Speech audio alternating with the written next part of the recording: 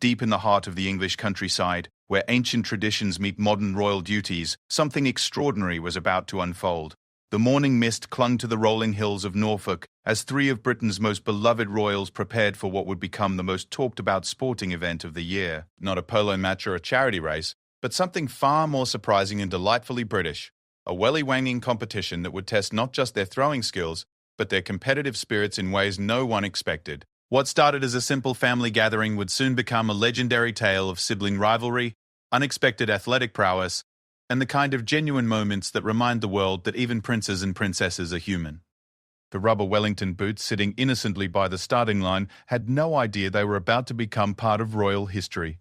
Launched through the air with such determination and skill that spectators would still be talking about it years later. This is the true story of how the future King of England discovered a hidden talent that would surprise everyone, including himself, and how a traditional country competition became the backdrop for one of the most authentic and heartwarming displays of royal character ever witnessed.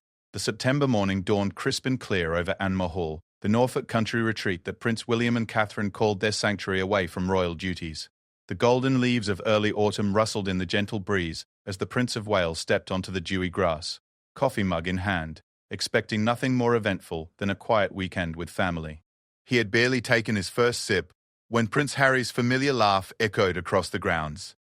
His younger brother had arrived unexpectedly the evening before, claiming he needed a break from his California life and wanted to reconnect with his English roots. The brothers had spent the previous evening talking late into the night, their conversation flowing as easily as it had in their youth, temporarily setting aside the complexities that had strained their relationship in recent years.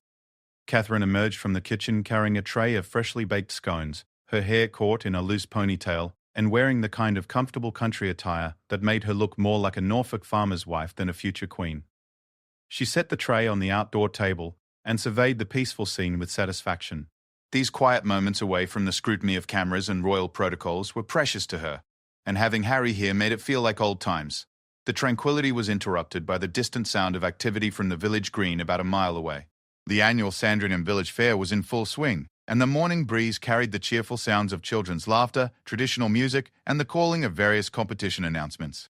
It was an event the family had attended informally for years, mingling with locals and enjoying the simple pleasures of country life. Harry set down his coffee and tilted his head, listening to the announcements drifting across the fields. His eyes lit up with the same mischievous spark that had gotten both brothers into trouble countless times during their youth. "Fancy a walk to the fair?" he suggested, though his tone carried the hint of challenge that William knew all too well. Catherine smiled at the familiar dynamic between the brothers. Despite everything that had happened, despite the years in the ocean between them, they still fell back into their old patterns when together. The children would love it, she agreed, referring to George, Charlotte, and Louis, who were currently occupied with building an elaborate fort in the garden. William nodded, though he noticed Harry's attention seemed particularly focused on the announcements coming from the village. His brother had always been drawn to competitions and challenges, whether it was racing through the corridors of Kensington Palace as children, or seeing who could perform better at various royal engagements. Some things never changed. As they gathered the children and prepared for the short walk to the village, Harry casually mentioned something he had heard among the morning announcements. "Did you catch that bit about the Welly Wanging competition? Apparently it's one of their biggest events. The local champion has held the record for 3 years running." William raised an eyebrow.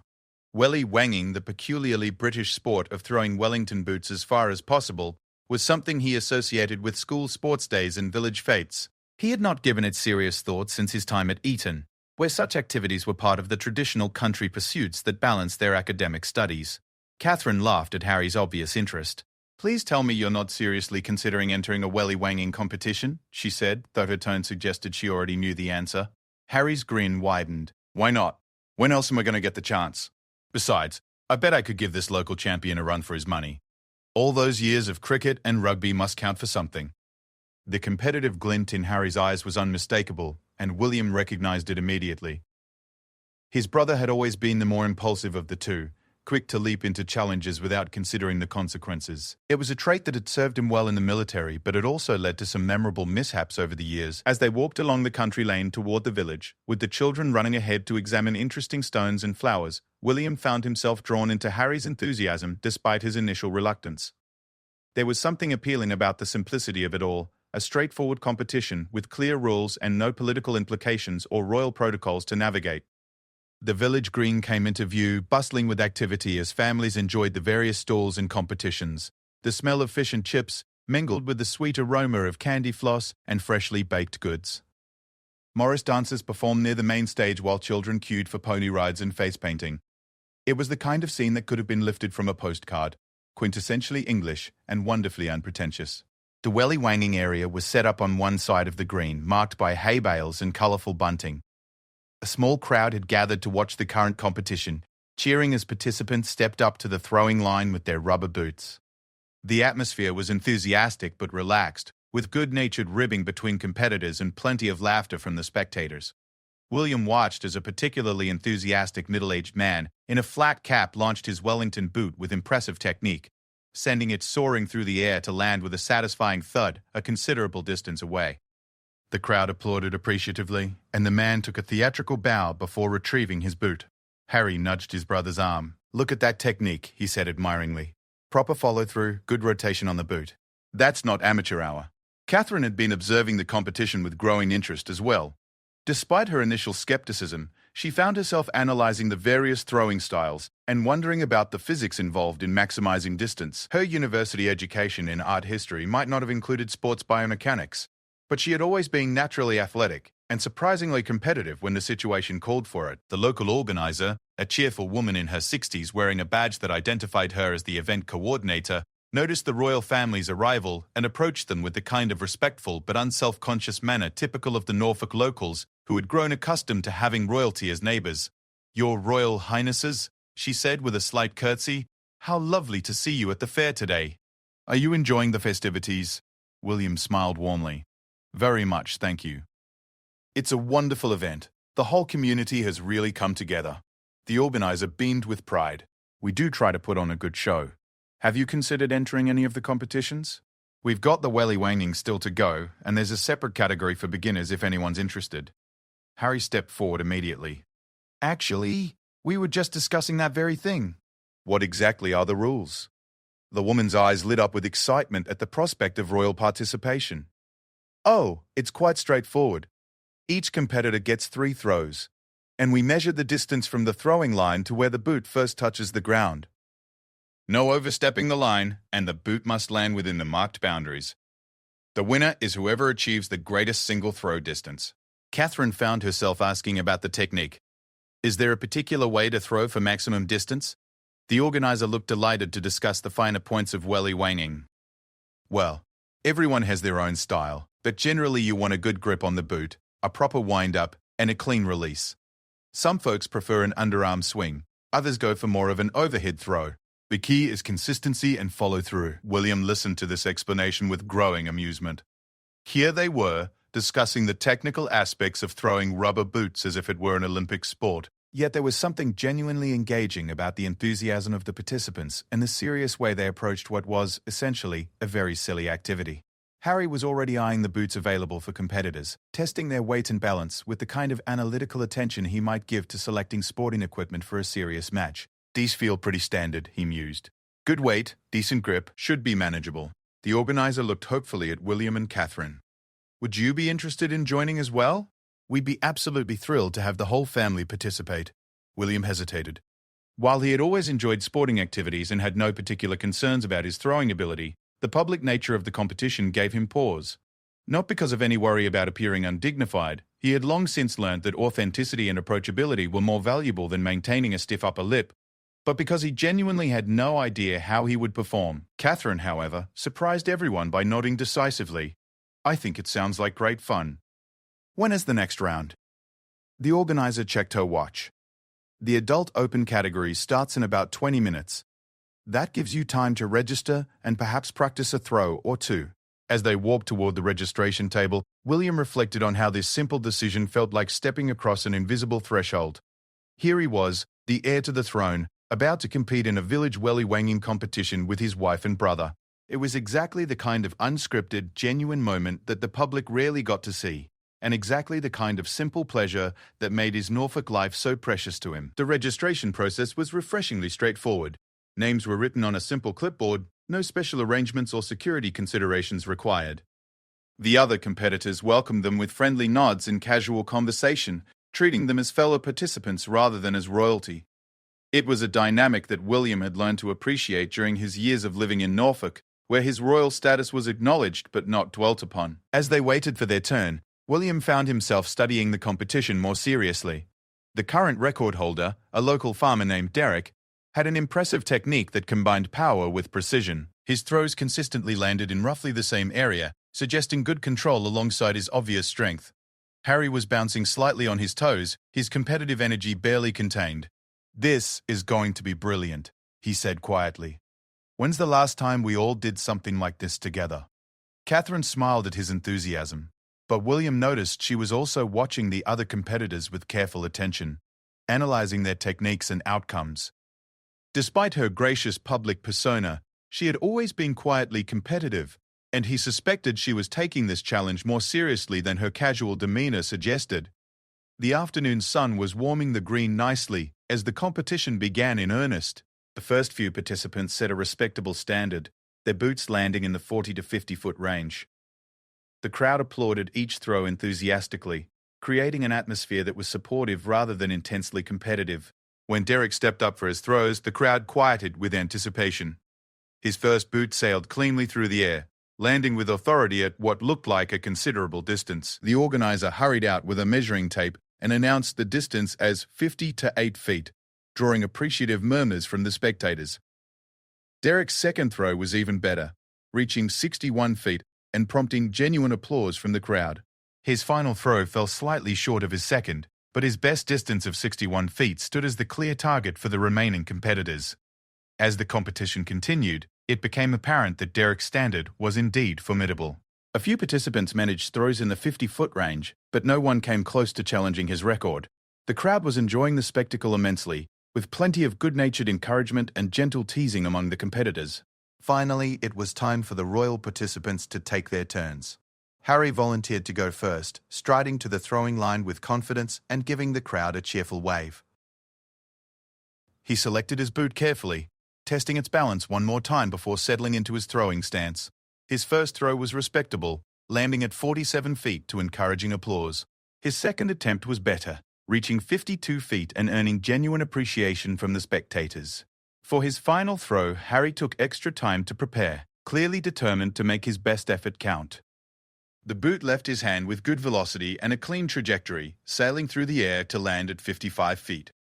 It was a solid performance that put him in second place among the day's competitors, and he acknowledged the applause with evident satisfaction. Catherine was next, and she approached the line with characteristic composure.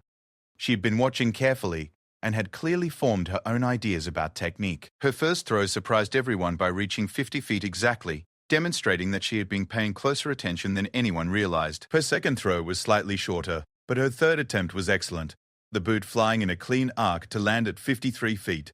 It was a performance that earned genuine respect from the crowd and established her as a serious competitor in what many had assumed would be a light-hearted participation. Now all eyes turned to William as he stepped up to the throwing line.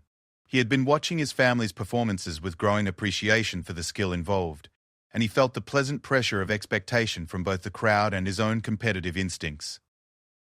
He selected his boot thoughtfully, taking time to find one that felt comfortable in his grip. The crowd waited patiently as he tested his stance and prepared for his first throw. There was something about the moment that felt significant beyond the simple act of throwing a rubber boot, as if this unpretentious village competition had become a stage for something more meaningful. William's first throw flew through the air with impressive authority, landing with a solid thud that drew immediate murmurs of appreciation from the spectators. When the distance was measured and announced as 59 feet, the crowd responded with genuine excitement. He was within striking distance of Derek's record. And suddenly the competition had taken on an entirely new level of interest. The murmur that swept through the crowd after William's first throw carried a distinctly different energy than the polite applause that had greeted earlier attempts. 59 feet was serious distance, close enough to Derek's record to transform what had been a friendly village competition into something approaching genuine sporting drama. Derek himself was standing among the spectators, his arms crossed and his expression thoughtful, as he watched the Prince of Wales prepare for his second attempt. There was no animosity in his demeanor, but rather the focused attention of a competitor who suddenly found himself facing an unexpected challenge. He had held the village Welly Wanging record for 3 consecutive years, and defending it had become a matter of personal pride. William could feel the shift in atmosphere as he selected his second boot. The casual chatter of the spectators had quieted to an expectant hush, and even the children who had been running around the periphery of the competition area had stopped to watch. He was acutely aware that his next throw would either establish him as a serious contender or reveal his first attempt as a fortunate accident. Harry moved closer to the throwing line, his earlier satisfaction at his own performance now overshadowed by excitement at his brother's unexpected prowess. "Bloody hell, Will," he called out quietly, using the familiar nickname from their youth. "Where did that come from?" Catherine was watching with keen interest as well, her analytical mind clearly engaged by the technical aspects of what was unfolding. She had noticed that William's throwing motion had looked more natural and powerful than either hers or Harry's, with a fluidity that suggested either hidden talent or excellent instinctive technique. William took his time with his second throw, aware that rushing could easily lead to a poor result that would deflate the building excitement. He tested his grip on the boot multiple times, checked his stance, and took several practice swings without releasing the boot. The crowd waited patiently, understanding that they were witnessing something special. When he finally released the boot, it flew through the air with even greater authority than his first attempt. The trajectory was clean and true, and the boot seemed to hang in the air for an impossibly long time before landing with a satisfying thud that was clearly well beyond his first mark. The organizer hurried out with her measuring tape, the crowd following her progress with intense attention. When she straightened up and called out 63 feet, the reaction was immediate and overwhelming. The spectators erupted in applause and cheers, not just for the impressive distance, but for the fact that their local competition had suddenly produced a result that surpassed anything they had seen before. Derek stepped forward and extended his hand to William with genuine sporting grace. "Outstanding throw, Your Highness," he said with evident respect. "That's proper technique you've got there. Have you done much welly wanging before?" William shook Derek's hand warmly, appreciating the man's sportsmanlike response to being overtaken. "Not since school days, actually. I'm as surprised as anyone by that result." The crowd was buzzing with excitement now, and William could see that word was spreading quickly to other areas of the fair. More spectators were drifting over to see what all the excitement was about, and the welly wanging competition was suddenly drawing the kind of attention usually reserved for the main stage performances. Harry was grinning broadly, clearly delighted by this unexpected turn of events. "One more throw to go, brother," he reminded William. "Might as well see what you can really do." Catherine approached and squeezed William's arm encouragingly. "That was magnificent," she said quietly. "I had no idea you had such natural throwing ability." William selected his final boot with extra care, aware that this throw would determine whether his second attempt had been another fortunate accident or evidence of genuine skill. The pressure was entirely self-imposed. The crowd was already thrilled with what they had witnessed, and no one would be disappointed if his final throw fell short of his second. But he found himself genuinely invested in making his best possible effort. The technique that had emerged naturally during his first two throws now felt more deliberate and controlled. He could sense the mechanics of the motion more clearly, the wind-up, the transfer of weight from back foot to front, the timing of the release, the importance of follow-through. It was reminiscent of other sporting activities he had enjoyed over the years. Cricket, polo, even the javelin throwing he had tried during his time at St. Andrews. His final throw was his best yet. The boot left his hand with perfect timing and sailed through the air in a beautiful arc that had the crowd holding its breath in anticipation. When it landed, the distance was clearly greater than his previous attempts, and the roar of approval from the spectators was immediate and sustained. The organizer's measurement confirmed what everyone could see. 66 feet, a new competition record, and a margin of victory that established Williams' performance as genuinely exceptional rather than merely lucky. The crowd's celebration was enthusiastic and heartfelt, with spectators approaching to offer congratulations and express their amazement at what they had witnessed. Derek was among the first to congratulate William, his good humor intact despite losing his long-held record. "That's championship-level throwing," he said with evident admiration. "You've got natural talent for this sport, Your Highness. Have you considered taking it up seriously?" The suggestion drew laughter from the crowd, but William found himself oddly touched by Derek's genuine enthusiasm. There was something deeply appealing about the straightforward nature of the competition and the unpretentious camaraderie of the participants. Harry was practically bouncing with excitement at his brother's triumph. "This is incredible. Will, you've just become the Sandringham Welly Wanging champion. Wait until everyone hears about this." Catherine was beaming with pride and amusement at the unexpected turn the day had taken. I think we're going to need to add this to your official list of accomplishments, she teased. Prince William, pilot, search and rescue officer, environmental advocate, and Wellington boot throwing champion. The organizer approached with a small trophy, a silver-plated Wellington boot mounted on a wooden base, and presented it to William with obvious delight. It's not much, she said apologetically, but we've never had anyone throw this far before. This is definitely one for the record books. William accepted the trophy with genuine appreciation, understanding that its significance lay not in its monetary value, but in what it represented. An authentic moment of community connection and personal achievement that had emerged from the most unexpected circumstances. As the crowd began to disperse and normal fair activities resumed, the royal family found themselves surrounded by locals wanting to share their excitement about what they had witnessed. Children asked for autographs, parents took photos, and fellow competitors offered technical discussions about throwing technique that would have seemed absurd earlier in the day, but now felt entirely natural. Harry was regaling anyone who would listen with detailed accounts of William's throws, his enthusiasm infectious, and his pride in his brother's achievement unmistakable. "Did you see the rotation on that final boot?" he asked a group of teenagers who were hanging on his every word. "Perfect spiral, textbook follow-through. That's what years of polo training gets you." Catherine was engaged in conversation with several local women about the surprising athleticism required for Welly Wanging, comparing it to other sports, and discussing the physics involved in maximizing throwing distance. Her natural curiosity and intelligence were evident as she asked thoughtful questions about technique and training. William found himself in conversation with Derek and several other regular competitors about the village's sporting traditions and the history of the Welly Wanging competition. He learned that the event had been running for over 15 years and had become one of the most anticipated activities of the annual fair, drawing participants from surrounding villages and occasionally attracting competitors who traveled considerable distances to take part. "We've had some serious athletes give it a try over the years," Derek explained. "County-level javelin throwers, cricket players, rugby forwards. None of them came close to what you did today. That was something special." The conversation was interrupted by the arrival of George, Charlotte, and Louis, who had been watching from the sidelines with their protection officers and were now eager to congratulate their father on his unexpected victory. Their excitement was genuine and unrestrained, and William found himself lifting Louis onto his shoulders while the younger boy examined the trophy with fascination. "Daddy, are you the best welly thrower in the world now?" Charlotte asked with the direct logic of childhood. William laughed at her question. "I think I might be the best in this village today, which is quite enough for me."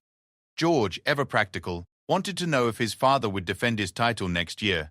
"Will you come back and throw wellies again? Can we watch?" The question sparked animated discussion among the family about making the competition an annual tradition.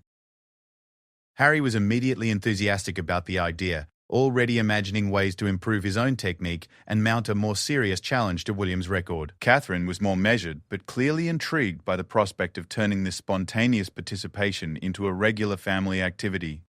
As they prepared to leave the fair, William reflected on the unexpected turn the day had taken. He had arrived expecting nothing more than a pleasant family outing, and was leaving as the holder of a village sporting record that he never could have imagined winning.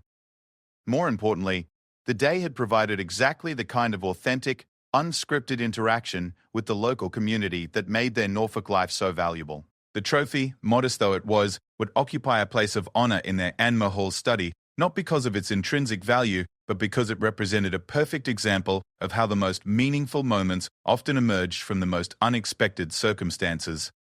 The Prince of Wales had many official honors and ceremonial awards, but few would carry the same personal significance as this small silver Wellington boot. Harry was already making plans for training and improvement, his competitive spirit fully awakened by the day's events. "I'm going to practice," he declared as they walked back toward Anmer Hall. "Next year, I'm going to give you a proper challenge, Will. This beginner's luck won't carry you forever." Catherine smiled at the brothers' renewed competitiveness, recognizing it as a healthy return to the kind of sibling rivalry that had characterized their youth. "Perhaps we should set up a practice area at Anmer," she suggested diplomatically. "The children would love it, and we could all work on our technique." William found himself genuinely enthusiastic about the prospect. The physical satisfaction of the throwing motion, the precision required for consistent results, and the straightforward nature of the competition appealed to him in ways he had not anticipated. Moreover, the community aspect of the sport and its deeply rooted place in English rural tradition gave it a significance that transcended mere recreational activity. As they reached the gates of Anmer Hall, William looked back toward the village green where the fair continued its cheerful bustle. The Welly Wanging competition had concluded, but he could still see groups of spectators discussing what they had witnessed and children attempting to recreate the throws they had seen. The day had provided a reminder of something that was sometimes lost in the formality of royal duties, the simple pleasure of discovering an unexpected talent, the satisfaction of friendly competition, and the warmth of community acceptance that came not from deference to royal status, but from genuine appreciation of athletic achievement and sporting spirit. Harry interrupted his thoughts with a challenge that carried echoes of their childhood competitions. Right then, next Saturday, practice session in the back garden. Catherine can judge, and we'll see if today was a fluke or if you've actually got some hidden Welly Wanging genius. William grinned at his brother's proposal, feeling the familiar stirring of competitive enthusiasm that had driven both of them throughout their lives. You're on. But don't expect me to go easy on you just because you're visiting from California. As they entered the house, the trophy tucked under William's arm and the children chattering excitedly about their father's unexpected athletic triumph. None of them could have predicted that this spontaneous village competition would mark the beginning of what would become a cherished family tradition and a source of countless future memories. The following Saturday dawned grey and drizzly, typical September weather that would have deterred most outdoor sporting activities. However, the back garden of Anmore Hall buzzed with activity as Harry emerged from the house carrying an armful of Wellington boots he had collected from various mudrooms and storage areas throughout the property. Perfect Welly Wanging weather, he announced cheerfully, seemingly oblivious to the light rain that was making the grass increasingly slippery. This will separate the serious competitors from the fair-weather throwers. William appeared from the kitchen carrying a tape measure and a handful of small flags he had borrowed from Charlotte's Craft Supplies. Despite the uninspiring weather, he had found himself looking forward to this impromptu training session throughout the week. The unexpected success at the village fair had awakened a competitive enthusiasm that he had forgotten he possessed. Catherine emerged from the conservatory wearing waterproof clothing and carrying a steaming mug of tea, clearly prepared to fulfill her role as judge and technical advisor despite the conditions. The children had elected to watch from the warmth of the house, their faces pressed against the rain-spotted windows as they prepared to witness their father and uncle's athletic endeavors. Right then, Harry said, surveying the available space with the serious attention of a military officer planning an operation. We need a proper throwing line, measurement markers, and boundary flags.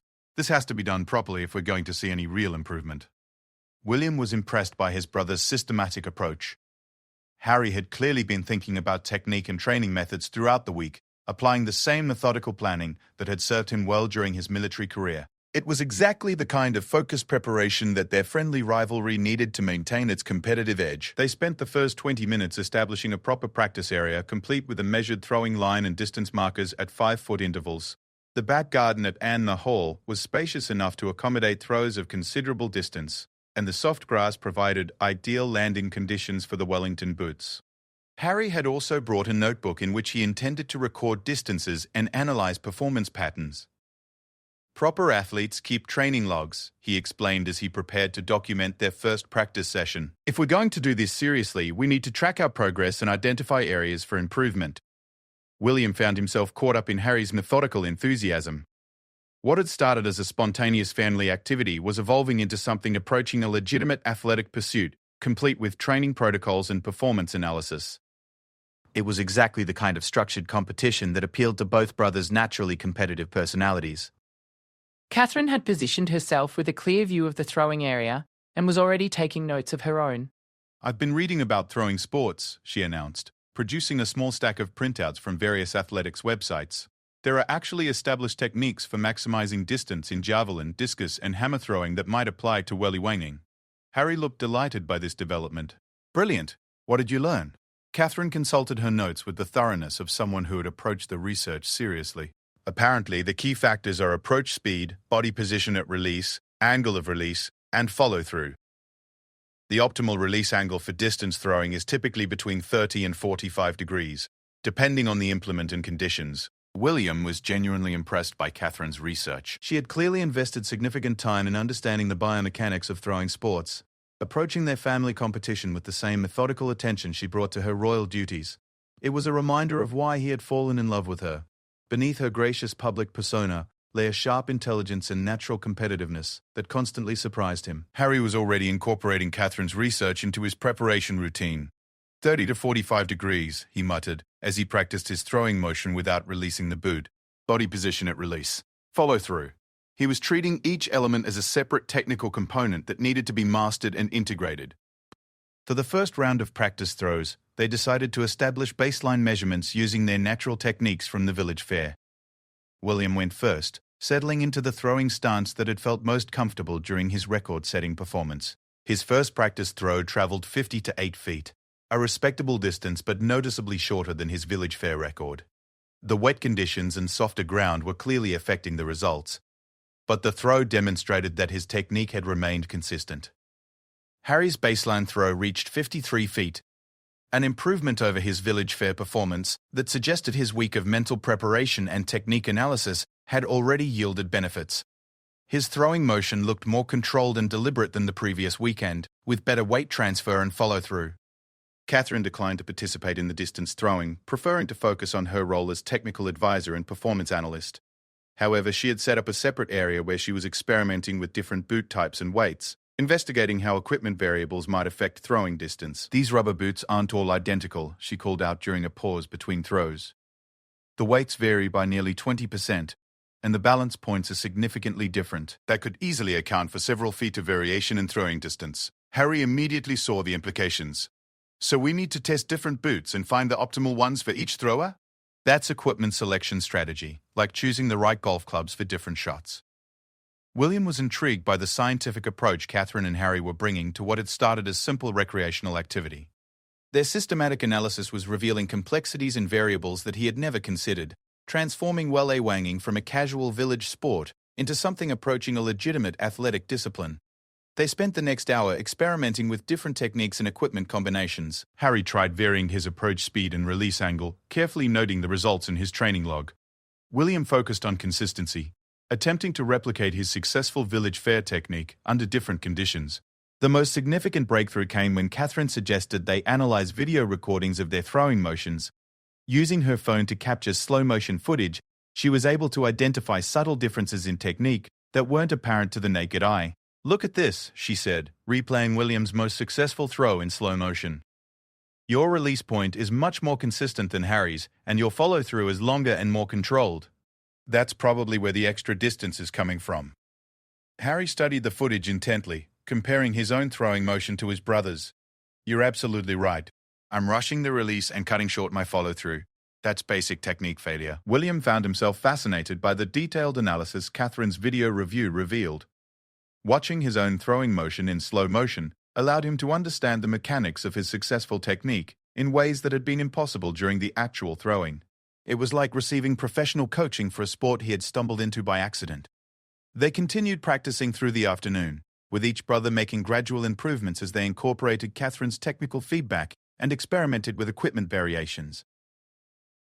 Harry's distances began approaching and occasionally exceeding William's, creating the kind of competitive dynamic that had characterized their entire relationship. By the end of the session, both brothers had achieved multiple throws in the 60-foot range, with William's best effort reaching 64 feet and Harry's peak performance hitting 62 feet. The improvement over their village fair results was substantial and suggested that systematic training could yield significant performance gains. Catherine had compiled comprehensive notes on technique variables, equipment optimization, and environmental factors affecting performance. Her research-based approach had elevated their casual competition into something resembling a serious athletic pursuit, complete with training protocols and performance analysis methods. "We should establish a regular training schedule," Harry suggested as they gathered up the equipment. Twice-weekly sessions with specific goals for improvement and systematic progression toward next year's village competition. William found himself genuinely enthusiastic about the prospect. The combination of physical challenge, technical skill development, and family bonding had created exactly the kind of activity that filled the gap between royal duties and personal recreation. Moreover, the prospect of defending his village record next year added a competitive element that appealed to his naturally driven personality. As they returned to the house, wet and muddy but exhilarated by their afternoon's work, William reflected on how this unexpected sporting pursuit had brought the family together in ways that more conventional activities had not achieved. The technical challenges, competitive dynamics, and shared goal of improvement had created a genuine sense of teamwork and mutual support. The children met them at the door, eager to hear about the training session and disappointed that they had missed the opportunity to participate. George in particular was fascinated by the systematic approach his parents and uncle had taken to improving their performance. "Can I learn to throw wellies too?" he asked, already imagining himself competing alongside the adults. "I want to be able to throw them really far like Daddy." Catherine smiled at her son's enthusiasm. "I think that's an excellent idea. We'll need to find boots that are the right size and weight for you, and develop age-appropriate training techniques." Harry was immediately supportive of including the children in their Welly Wanging activities. "Absolutely. We can create different age categories and skill levels. Make it a proper family sport with everyone participating according to their abilities." The prospect of expanding their competition to include the children added another dimension to what was becoming a serious family athletic tradition. William could envision summer training sessions with all three children, technical instruction sessions, and eventually their participation in local competitions as a family team. That evening, as they sat around the fire discussing the day's training and planning future sessions, William realized that this spontaneous sporting pursuit had evolved into something much more significant than recreational activity. The combination of physical challenge, family bonding, technical skill development, and competitive excitement had created exactly the kind of shared interest that would strengthen family relationships and provide lasting memories. Harry was already researching well-wanging competitions in other parts of the country, investigating the possibility of traveling to different events and testing their skills against a wider range of competitors. "There's apparently a national championship held annually in Yorkshire," he announced. "The winning distances are typically in the 70 to 80-foot range." Catherine looked up from her own research into youth athletics and sports development. "That suggests there's still significant room for improvement in our techniques. The difference between 60-foot throws and 70-foot throws represents a substantial performance gap that could be bridged through proper training." William was impressed by the seriousness with which his family was approaching their newfound sporting interest. What had begun as a spontaneous village competition was developing into a legitimate athletic pursuit with clear goals, systematic training methods, and measurable performance standards. As the evening progressed and plans for future training sessions took shape, William felt a deep satisfaction at how this unexpected sporting discovery had brought his family together around a shared challenge that combined fun, competition, and genuine skill development. The humble Wellington boot had become the catalyst for exactly the kind of authentic family bonding that made their Norfolk life so precious to him. 3 months of dedicated training had transformed the back garden at Anmare Hall into something resembling a professional athletics facility. What had started as a casual family activity had evolved into a serious sporting pursuit, complete with marked throwing lanes, distance markers, equipment storage areas, and detailed training logs that tracked every aspect of their performance development. Harry had thrown himself into the training regimen with military precision, establishing a schedule of practice sessions 3 times per week and maintaining detailed records of weather conditions, equipment variations, and performance metrics. His competitive drive, temporarily dormant since leaving active military service, had been fully awakened by the challenge of mastering Welly Wanging technique. Catherine had become the family's technical expert, combining her research into sports biomechanics with careful observation of their throwing motions. She had developed a systematic approach to technique refinement that addressed everything from approach timing to release angle optimization. Her analytical mind had proven perfectly suited to breaking down the complex movements involved in maximum distance throwing.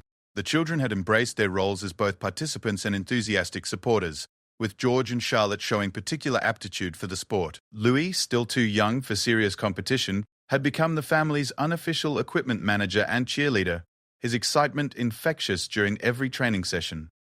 William's own progress had been steady and impressive. His natural throwing ability, combined with systematic technical refinement, had pushed his personal best distance to a remarkable 71 feet.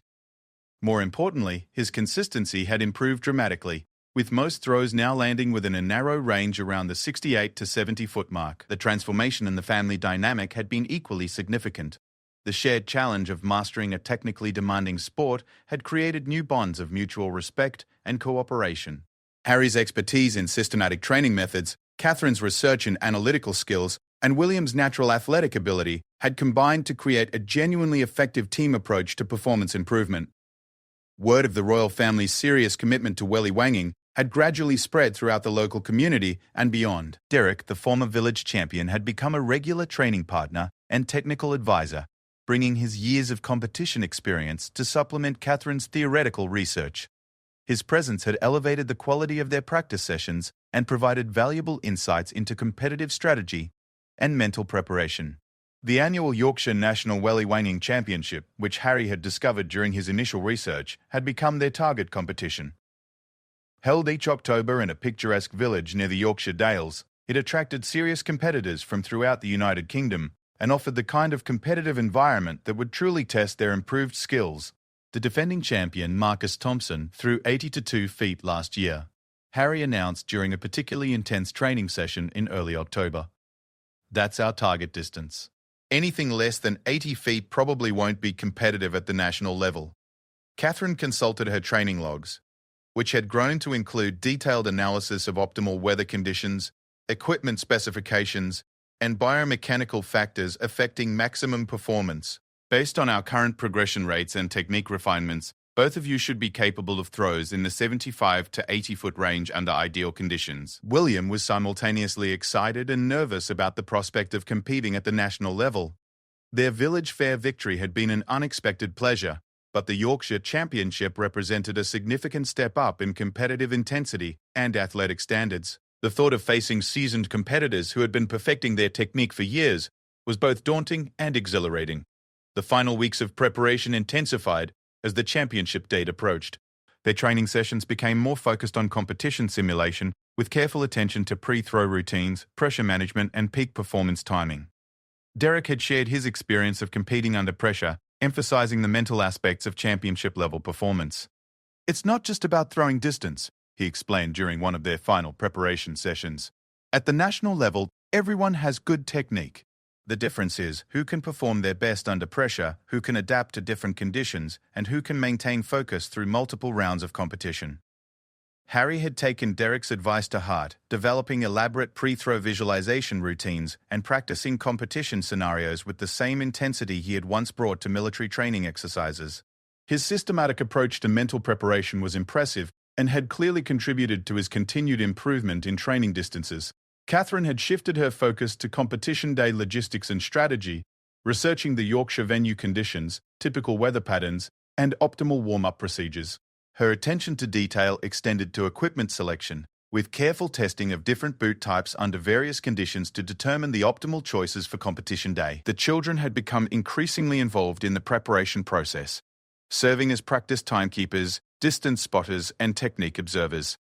Their excitement about the upcoming championship had become a driving force for the entire family, with George and Charlotte creating handmade banners and signs to support their father and uncle. William found himself genuinely moved by the level of family investment in their shared sporting pursuit. What had begun as his individual victory at a village fair had evolved into a comprehensive family endeavor that had brought them closer together while pursuing genuine athletic excellence. The journey to Yorkshire felt like embarking on a significant adventure. The family traveled together in a single vehicle, with the back loaded with carefully selected equipment, detailed preparation notes, and the kind of nervous excitement that accompanies any serious competitive endeavor. The championship venue was exactly what William had imagined, a traditional English village green surrounded by stone cottages and rolling hills, with bunting and banners marking the competition area. The atmosphere was festive but serious, with competitors warming up with focused intensity and spectators gathering in anticipation of high-level athletic performance. Registration and preliminary inspections revealed the quality of competition they would be facing. Marcus Thompson, the defending champion, cut an imposing figure as he practiced his throws with mechanical precision. Other competitors included county-level track and field athletes, former military personnel, and dedicated Welly Wanging specialists who had been competing for decades. "This is the real thing," Harry muttered as they observed the warm-up sessions. "Look at the consistency these guys are showing. Every throw is landing within a few feet of the same distance. That's championship-level technique." Catherine was taking detailed notes on competitor techniques and performance patterns, applying the same analytical approach she had brought to their own training. "The average distance for serious competitors appears to be in the 70 to 75-foot range," she reported. "The top tier is definitely performing at 80 feet and above." William felt the familiar stirring of competitive adrenaline as he watched the other participants prepare. The quality of competition was clearly superior to anything they had faced before, but their months of systematic training had prepared them well for exactly this kind of challenge. The preliminary rounds began with a festive atmosphere that gradually intensified as the competition progressed. Early competitors established a baseline of performance that confirmed the high standard Harry and Catherine had anticipated. Throws in the 60-foot range, which would have been impressive at their village fair, were barely competitive at the national level. Harry competed in the second group of preliminary throwers, his months of training evident in his controlled approach and consistent technique. His first throw reached 74 feet, placing him immediately among the serious contenders and drawing appreciative murmurs from spectators who recognized quality when they saw it. His second attempt was even better, sailing through the air with perfect trajectory to land at 77 feet. The distance put him in provisional third place among the preliminary competitors and established him as a genuine threat to the established favorites. Catherine was beaming with pride at Harry's performance, while simultaneously preparing William for his own preliminary round. "Your technique is more refined than his," she reminded him quietly. "Trust your training and focus on execution rather than distance. The distance will come naturally if you throw properly." When William stepped up for his preliminary throws, he felt the pleasant pressure of expectation from both his family and the gathered spectators. Word had spread through the crowd that Prince William was competing seriously rather than just making a ceremonial appearance, and the attention was focused and respectful. His first throw felt perfect from the moment he released the boot. The trajectory was clean and powerful, the rotation was excellent, and the landing was solid and true. When the distance was announced as 79 feet, the crowd's response was immediate and enthusiastic. He had established himself as a legitimate championship contender with a single throw. His second attempt pushed even further, reaching 81 feet and placing him in provisional first place heading into the final rounds. The crowd's excitement was palpable, and William could see genuine athletic respect in the eyes of his fellow competitors. Marcus Thompson, the defending champion, was in the final preliminary group. His reputation was well-deserved, with both of his preliminary throws exceeding 82 feet and establishing him as the clear favorite for the championship. However, the quality of William and Harry's performances had ensured that the final rounds would be genuinely competitive, rather than a mere coronation.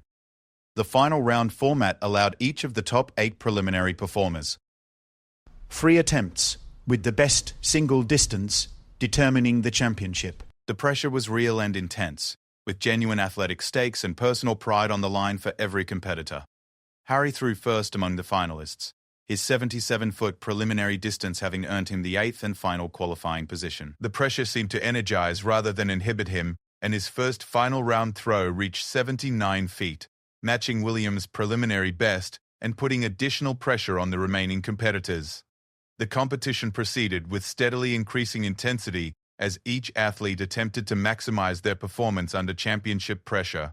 By the time Williams stepped up for his final round attempts, the leading distance was 83 feet set by Marcus Thompson on his second throw. Williams' first final attempt felt even better than his preliminary throws. The technique was flawless, the timing was perfect, and the release felt effortless and powerful. The boot flew through the air with exceptional authority, drawing gasps from the crowd as it sailed far beyond the previous distance markers. When the measurement was completed and the distance announced as 85 feet, the crowd erupted in sustained applause. William had taken the lead with his first final round throw and established a new championship record in the process. Marcus Thompson still had one attempt remaining, but the pressure of responding to Williams' exceptional throw was evident in his approach. His final attempt was powerful but slightly offline, landing at 81 feet and securing him second place but failing to reclaim his championship. As the competition concluded and William was declared the Yorkshire National Welly Wanging champion, he felt a deep sense of satisfaction that went far beyond simple victory. The months of training, the family investment in shared goals, and the genuine athletic challenge had combined to create an experience that was meaningful on multiple levels. Harry's fourth-place finish with his 79-foot final throw was equally satisfying, representing dramatic improvement from his initial village fair performance and establishing him as a serious competitor in the sport. The brothers had both exceeded their own expectations and proven themselves capable of competing successfully at the highest level. Catherine's pride in their achievements was evident as she congratulated both competitors and accepted recognition for her crucial role as technical advisor and training coordinator. The systematic approach she had brought to their preparation had been instrumental in their success and had demonstrated the value of combining athletic intuition with scientific analysis. As they prepared to return home with Williams' championship trophy, The family reflected on how their spontaneous participation in a village fair had evolved into a genuine sporting achievement. The journey from casual participation to national championship had brought them closer together while pursuing excellence in the most unlikely of athletic disciplines. The drive home from Yorkshire was filled with a kind of comfortable exhaustion and satisfied conversation that follows genuine achievement. The championship trophy sat securely in its custom presentation case, while Harry's fourth-place certificate was carefully preserved alongside detailed notes from their competition experience. The family's mood was jubilant but reflective, aware that they had accomplished something genuinely special. 85 feet, Harry repeated for perhaps the 10th time during the journey. That's not just a good throw, Will. That's a genuinely exceptional athletic performance. Marcus Thompson has been competing for 15 years, and you beat his personal best on your first attempt at the national level. Catherine was reviewing the competition footage she had captured on her phone, analyzing the techniques of various competitors and identifying elements that might improve their future performance. The quality of competition was remarkable, she observed. Everyone in the finals was throwing with technical precision that would be impressive in any sport. William found himself still processing the reality of what had happened. 6 months earlier, he had never seriously considered Welly Wanging as more than amusing village fair entertainment. Now he was the reigning national champion in a sport that had revealed unexpected depths of technical complexity and athletic challenge. The children were buzzing with excitement about their father's victory and already making plans for defending the championship next year. George in particular had been taking detailed mental notes during the competition and was eager to begin his own serious training program. "Can we set up a proper practice area, like the one in Yorkshire?" Charlotte asked. "With official distance markers and everything?" Catherine smiled at her daughter's enthusiasm. "I think that's an excellent idea. We can create a training facility that meets competition standards and allows everyone to practice properly." As they arrived back at Anma Hall, William realized that their sporting adventure had fundamentally changed their relationship with the property itself. The back garden, which had always been a pleasant space for relaxation and informal recreation, had been transformed into the site of genuine athletic achievement and family bonding. Derek was waiting for them, with barely contained excitement, having monitored the competition results online throughout the day. His pride in their achievements was unmistakable, and his technical questions about competition conditions and competitor strategies demonstrated his genuine investment in their success. 85 feet, he exclaimed as he examined the championship trophy. "That's world-class distance, Your Highness. I knew you had natural talent from that first village fair throw, but this is beyond anything I imagined possible." The celebration that evening was both intimate and significant. The family gathered around their kitchen table, the championship trophy positioned prominently among the simple dinner dishes, sharing detailed accounts of every aspect of their competition experience. Harry was already planning their training regimen for the following year, his competitive spirit fully awakened by the challenge of potentially winning his own championship. "I want to break 80 feet next season," he declared. "My technique is solid now, and I know exactly what I need to work on to find those extra few feet of distance." Catherine had begun researching international Welly Wanging competitions and was fascinated to discover that the sport had a broader following than any of them had realized. "There's apparently a world championship held in Finland," she announced. "The winning distances there are typically in the 90-foot range." The prospect of international competition added an entirely new dimension to their sporting journey. What had begun as a village fair participation had evolved through national championship success to the possibility of representing their country on the world stage. William was intrigued by the international possibilities, but also conscious of the need to balance their sporting pursuits with royal duties and family responsibilities. "Let's focus on defending the national title first," he suggested diplomatically. "We can consider international competitions once we've established ourselves domestically." Over the following weeks, the story of William's championship victory spread through both traditional and social media, capturing public imagination in ways that more conventional royal activities rarely achieved. The combination of athletic achievement, family involvement, and the inherently amusing nature of Welly Wanging created a narrative that resonated with people across all demographics. The coverage was overwhelmingly positive, focusing on the authenticity of their sporting participation and the family values demonstrated through their shared pursuit of excellence. Editorial writers praised the royal family's commitment to British traditions and their willingness to compete seriously rather than merely making ceremonial appearances. More significantly, the championship victory had an impact that extended far beyond personal achievement or public relations success. Youth athletics programs throughout the country reported increased interest in throwing sports, with many young people inspired by the royal family's example to explore their own athletic potential. Local Welly Wanging clubs experienced unprecedented growth in membership, with new participants ranging from serious athletes looking for novel challenges to families seeking activities that could involve multiple generations. The sport's accessibility and the relatively modest equipment requirements made it particularly appealing to communities with limited resources for expensive athletic programs. Derek found himself in the unexpected position of being regularly consulted by media outlets and sporting organizations seeking expert commentary on Welly Wanging technique and training methods. His knowledge, developed through years of village-level competition, suddenly had national relevance and significance. It's remarkable how much attention this has brought to what was always just a bit of village fun, he observed during one of their regular training sessions. Now we've got proper athletics coaches asking for technical advice and sports science researchers wanting to study throwing biomechanics.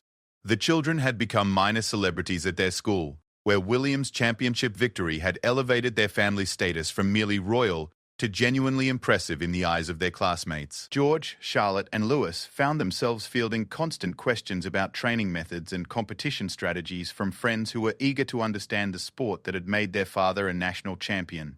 Catherine had been approached by several educational organizations interested in developing youth Welly Wanging programs that would combine athletic activity with lessons in physics, biomechanics, and systematic goal setting.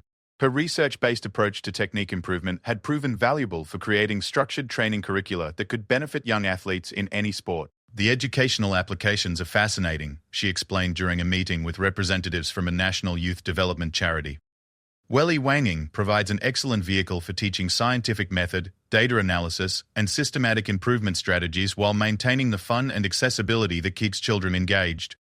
Harry had been contacted by veteran support organizations interested in using Welly Wanging as a therapeutic activity for former military personnel dealing with transition challenges. His systematic training approach and competitive success had demonstrated the sport's potential for providing structure, achievement goals, and social interaction that could benefit veterans struggling with civilian life. There's something about the combination of physical challenge, technical skill, and measurable progress that appeals to the military mindset, he explained. Plus, it's competitive enough to be engaging, but accessible enough that anyone can participate regardless of their current fitness level. As autumn progressed toward winter, the family established a comprehensive training schedule that accommodated both their improving skills and their various other commitments. The back garden facility was expanded and winterized, allowing year-round practice regardless of weather conditions. William found that his training sessions had become an essential component of his stress management and physical fitness routine. The focus required for optimal throwing technique provided a form of moving meditation that helped him process the pressures of royal duties while maintaining peak physical condition. The technical aspects of the sport continued to evolve as they incorporated new research and training methods. Catherine's collaboration with sports science experts had yielded insights into nutrition, recovery protocols, and periodized training that enhanced their performance while reducing injury risk. We're essentially creating the scientific foundation for a sport that has traditionally relied on intuition and experience, Catherine observed as she reviewed their latest performance data. The combination of traditional knowledge and modern sports science is producing results that exceed what either approach could achieve independently. The prospect of the following year's championship defense was providing motivation for continued improvement, while also creating pleasant anticipation for what had become the highlight of their sporting calendar. The Yorkshire competition had grown to expect their participation, and the organisers were already making plans for expanded coverage and increased competitive fields. Marcus Thompson, the former champion whom William had defeated, had begun his own intensive training program aimed at reclaiming his title. Their rivalry, conducted with mutual respect and good sportsmanship, was adding competitive spice to the upcoming season while raising the overall standard of performance in the sport. It's going to be a proper battle next year, Derek predicted with evident satisfaction. Marcus is training harder than ever. There are several new competitors coming up through the regional competitions, and both of you are still improving. The standard is going to be extraordinary. As winter deepened and outdoor training became more challenging, the family reflected on how their unexpected sporting journey had enriched their lives in ways they never could have anticipated. The combination of athletic challenge, family bonding, technical learning, and genuine achievement had created experiences and memories that would last a lifetime. The championship trophy held a place of honor in their Animal Hall study, not because of its material value, but because it represented something much more significant. The discovery that extraordinary achievement could emerge from the most unlikely circumstances. that family activities could evolve into serious pursuits without losing their essential joy, and that even princes could find new talents in the most unexpected places. William's victory had become more than a personal athletic achievement. It had demonstrated the possibility of pursuing excellence while maintaining authenticity, of taking on challenges that extended beyond traditional expectations, and of finding genuine satisfaction in mastering skills that brought families and communities together. The legacy of the Wellington Boot champion would extend far beyond the sport itself, inspiring countless individuals to explore their own potential, families to pursue shared goals, and communities to celebrate the kind of grassroots activities that formed the foundation of British sporting tradition. As plans took shape for the following year's competition season, the royal family looked forward to continuing their unlikely sporting adventure, secure in the knowledge that they had discovered something genuinely special in the most humble and unexpected of athletic pursuits. The Wellington Boot had become their pathway to achievement, family bonding, and a form of authentic engagement with British life that would enrich their lives for years to come.